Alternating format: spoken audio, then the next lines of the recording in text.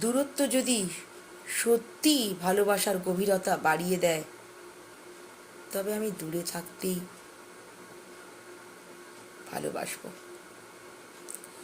অনেক অনেক দূরে। আপনজনেরা যদি আমায় ভাবতে কুণ্ঠাবোধ করে, আমি তখন বানিয়ে নেব গোটা পৃথিবীটাকে আপন করে।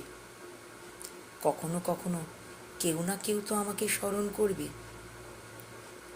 রবীন্দ্রনাথের দুটো লেখা কিন্তু আমার জীবনেও একেবারে প্রতিচ্ছবি। জানি না কেন আপনজনেরা এত তাড়াতাড়ি ভুলে যেতে পারে। একদিন তো ছিলাম আমি তাদের সকলের তরে। আজ তারা দূরে সরিয়ে ফেলেছে। হয়তো আমারই দোষ, তারা ঠিক।